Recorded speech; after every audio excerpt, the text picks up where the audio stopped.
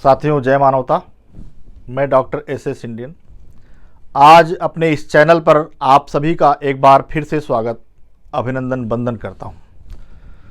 साथियों, आज हम बात करने वाले हैं, अपने इस देश में एक बड़ी समस्या उभर रही है जिससे पूरा समाज और पूरा हमारा देश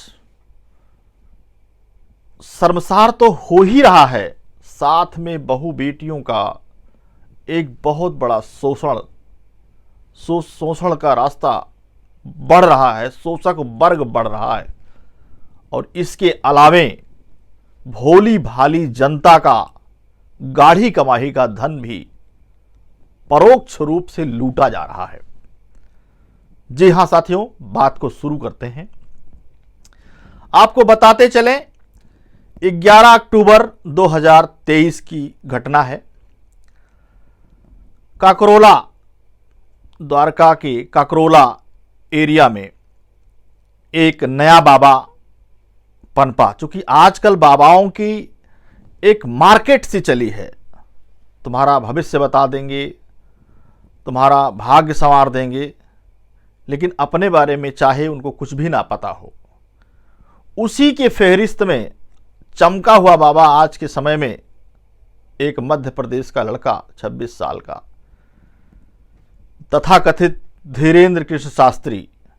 हालांकि जब उसका भाई एक अनुसूचित जाति के घर पर जाकर कट्टा लहराता है तो उसकी किस्मत वो पहले नहीं बता पाया। उसको वो नहीं बता पाया कि उसको पुलिस गिरफ्तार करेगी।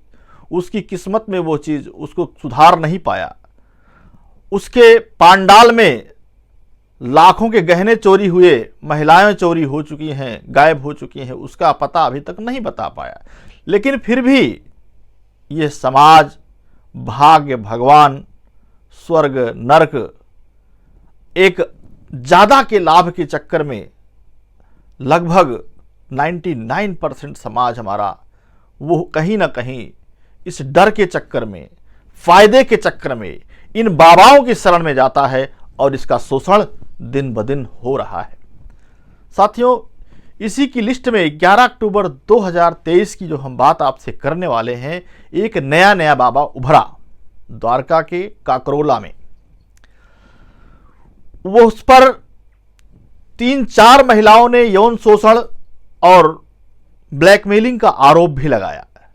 लेकिन ऐसा ये जगत है कि छोटा मोटा आरोप, छोटी मोटी बात दाएं बाएं चली जाती है। 2 महिलाओं ने हिम्मत दिखाई। मैं उनकी हिम्मत की दाज देता हूं, उनको जहां कहीं भी हैं मैं उनको नमन करता हूं, उनका अभिवादन करता हूं। उन्होंने जाकर के द्वारका थाने में, द्वारका उत्तर थाने में FIR दर्ज कराई यौन शोषण और ब्लैकमेलिंग का। उन्होंने बताया कि जब हम गए अपनी समस्या को लेकर के अपनी पति के साथ गए थे तो बाबा ने पहले, बाबा का नाम भी आपको बताते चलें, बाबा का नाम है विनोद कश्यप, जो अपने ही घर में दरबार चलाता था। उन लोगों ने बताया कि जब हम अपनी समस्या को लेकर अपने पति के साथ गए, समस्या को बताए, तो उन्होंने सारी समस्या को सॉल्व करने के लिए, परिवार को सुख संपत्ति के लिए उन्होंने 5 लाख की डिमांड की। 5 लाख रुपए ना हो पाने के बाद हमने मना कर दिया, लेकिन फिर भी बाबा के दबाव के कारण उसने गहने जेवर बेच करके 5 लाख का इंतजाम करके बाबा को दिया। उसके बाद बाबा ने सेवा के नाम पर महिलाओं को अपने घर में बुलाया बारी बारी से, और नशे की दवा पिला करके, प्रसाद के नाम पर नशा पिला करके उन महिलाओं के साथ यौन शोषण किया। हालांकि 2 की बात तो खुल रही है, लेकिन न जाने कितनों के साथ किया है इसकी कोई जानकारी पूरी उपलब्ध नहीं है। लेकिन साथियों, बताते चलें कि बाबागिरी एक ऐसा रास्ता है जहां पर ज़्यादा न पढ़ाई लिखाई की ज़रूरत है, ना ही ज़्यादा काबिलियत की ज़रूरत है। बस जितना ज़्यादा आप झूठ बोल सको, जितना ज़्यादा लोगों को आप धोखा दे सको, जितना ज़्यादा लोगों को गुमराह कर सको, ये पेशा फलता फूलता है।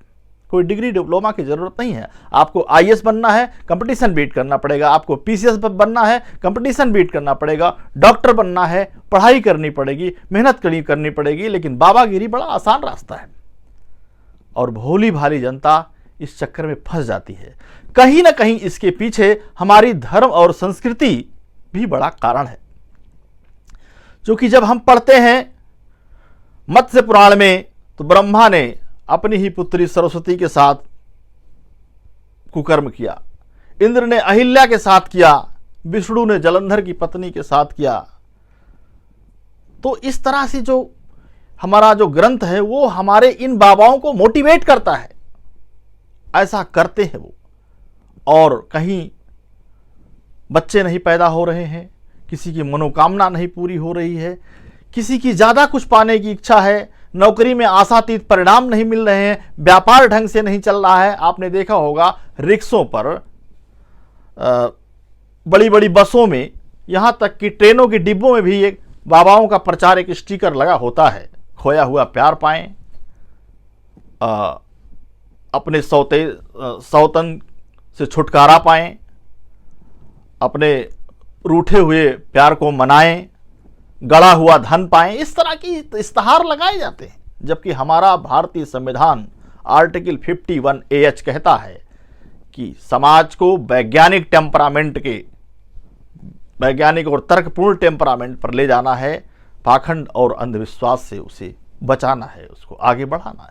लेकिन बावजूद इसके ये प्रचार खुल्लम खुल्ला होते हैं। टेलीविजनों के माध्यम से, दूरदर्शन के माध्यम से लक्ष्मी वर्षा यंत्र बेचा जाता है 2999 में।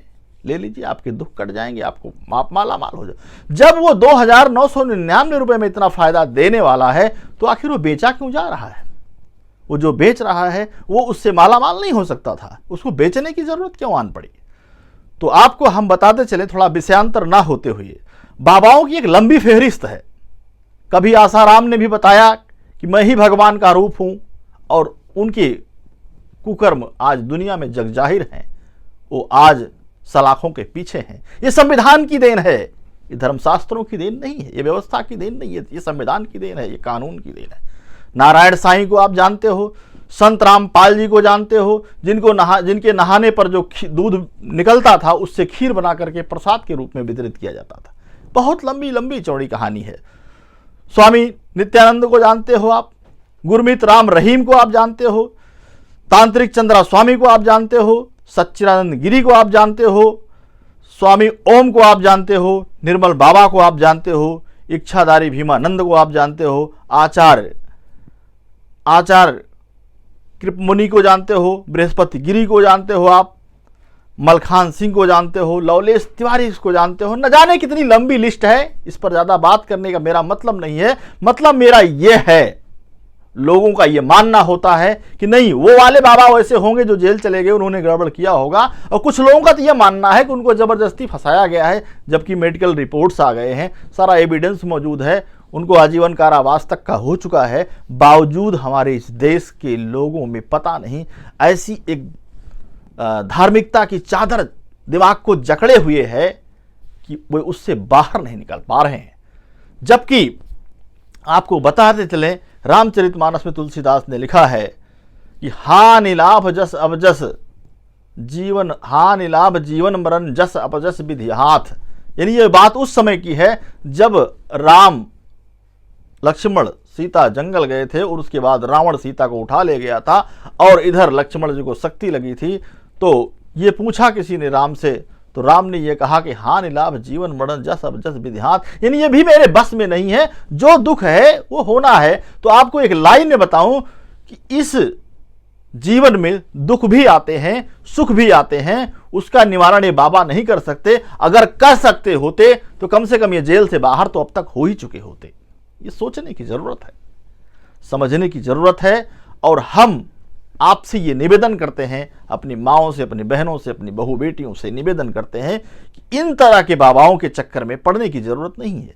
जिस बाबा की आज हम बात कर रहे हैं, विनोद कश्यप, ये पहले अस्पताल में 25,000 की नौकरी करता था, लेकिन उसको वहां से लगा कि हम ज्यादा माला माल नहीं हो सकते। उसने व्यवसाय को बदला। एक विशुद्ध रूप से यह व्यापार है।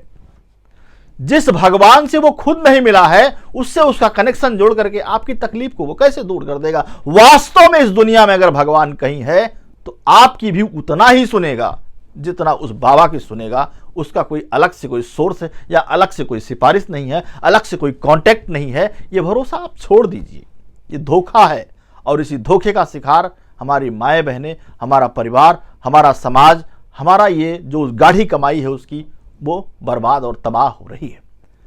ये बाबा लोग नशाखोर होते हैं, अय्यासखोर होते हैं। ये बाबा लोग इनकी बड़ी बड़ी पहुंच भी होती है, कहीं ना कहीं इनडायरेक्ट राजनीतिक पकड़ भी इनकी होती है, जिसकी वजह से जल्दी ये हाथ नहीं आते हैं, जल्दी ये गिरफ्तार नहीं होते हैं, इनके ऊपर शिकंजा जल्दी नहीं कसता है। साथियों, ये मात्र मैं विनोद कश्यप तक की बात नहीं कर रहा हूं। आज ये बीमारी पूरे देश में, पूरे समाज में व्याप्त है। इससे बचने की जरूरत है। बाबाओं से कल्याण नहीं होने वाला है। बाबाओं का एक प्रोफेशन है, जब पढ़ाई लिखाई में फेल होते हैं, जब वो किसी रोजगार में फेल होते हैं, जब वो कोई बढ़िया व्यापार नहीं उनको समझ में आता है, तो एक व्यापार ये भी बन चुका है आज के जमाने में बाबागिरी।